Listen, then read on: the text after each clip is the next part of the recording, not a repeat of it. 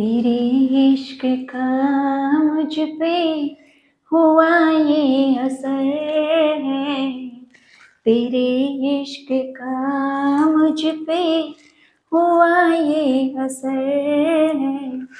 जिधर देखती हूँ तू आता नजर है।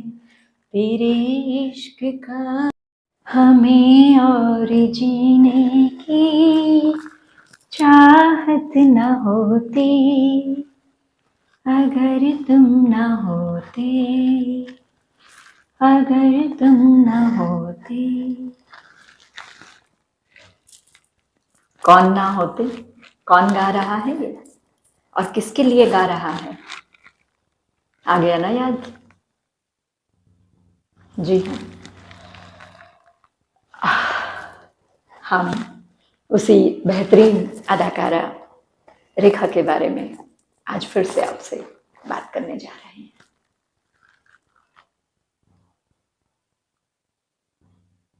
उस कभी ना मिटने वाली प्रेम भरी यादों के सहारे जीने वाली रेखा ने क्या कभी अपनी गृहस्थी बसाई? कैसे उसका आगे का सफर रहा और किसके नाम का लगाती है रेखा अपने मांग में सिंदूर? इन्हीं पर आज चर्चा करेंगे। रेखा और अमिताभ की प्रेम भरी दास्तां के बाद ये क्वेश्चन लाजमी है कि रेखा ने कभी गृहस्थी बसाई भी थी या सिर्फ अमिताभ के प्यार में ही ताउम्र जिंदगी बिता दी। अमिताभ जी के कभी स्वीकार न करने की वजह से रेखा काफी आहत भी थी और जैसे भी था जो भी था, एक वक्त ऐसा भी आया कि रेखा को लगा कि अब मुझे भी घर बसा लेना चाहिए। काफी सारे एक्ट्रेस के साथ ऑटोमेटिकली एक हीरोइन है तो नाम वाम बड़े चले, बहुत सारी बातें हुई।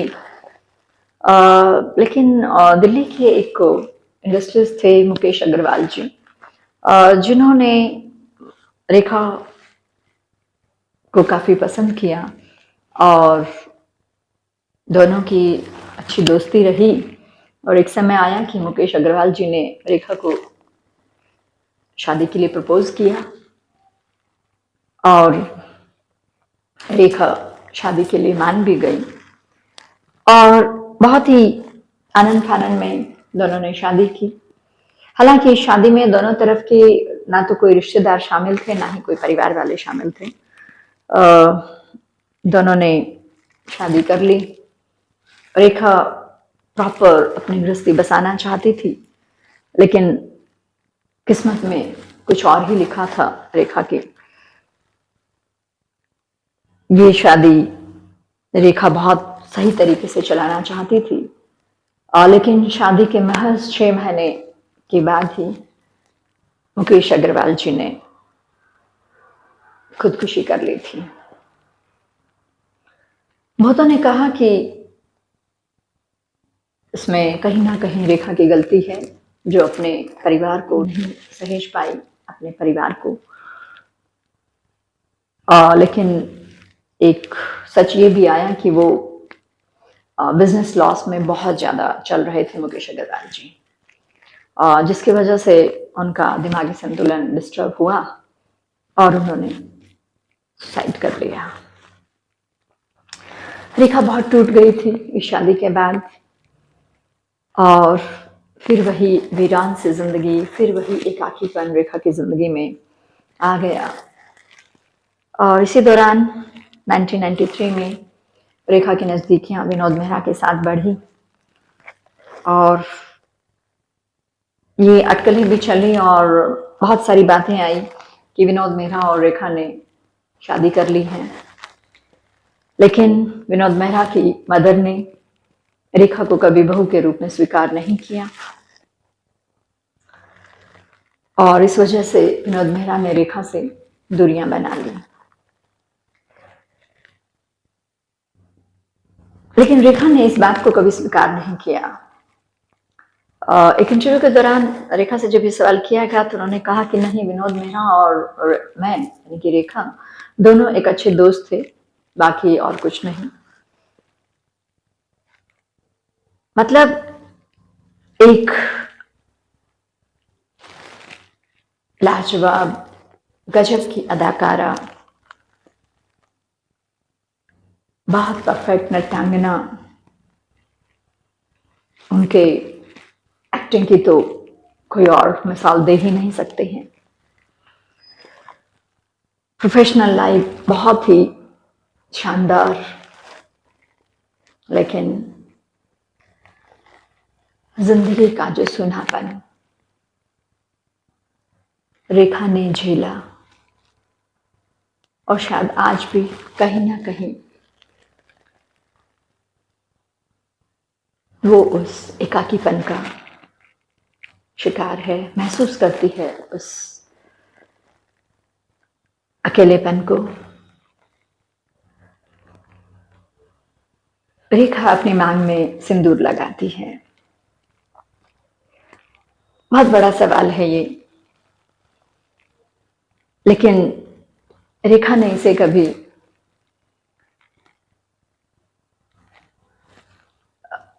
रेखा के ऊपर एक और सवाल आता है कि मुकेश अग्रवाल जी तो दुनिया में है नहीं, तो रेखा अपनी मांग में सिंदूर किसका लगाती है। जनरली हमारी भारतीय सभ्यता में, हमारी सनातन परंपरा में तो सुहागन औरतें ही सिंदूर लगाती हैं मांग में।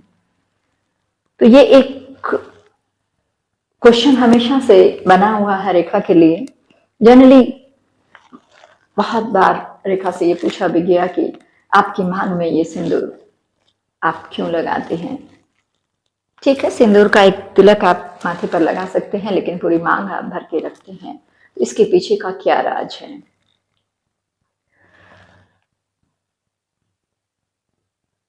इसका जवाब रेखा ने शायद आज तक कभी किसी को नहीं दिया है, और ये अपने आप में एक सवाल ही है। मानते हैं एक इंसान की जिंदगी में सच्चा प्यार सिर्फ एक ही बार होता है। जो जग जहर है रेखा ने किससे किया।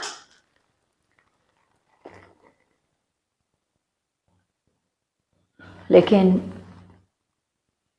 मुकेश अग्रवाल दुनिया में है नहीं, उसके बावजूद रेखा अपनी मांग में सिंदूर लगा के रखती हैं। तो ये एक सवाल बनता है। अगर आपको किसी को पता हो तो कमेंट बॉक्स में जरूर बताइएगा कि इसका आंसर क्या हो सकता है।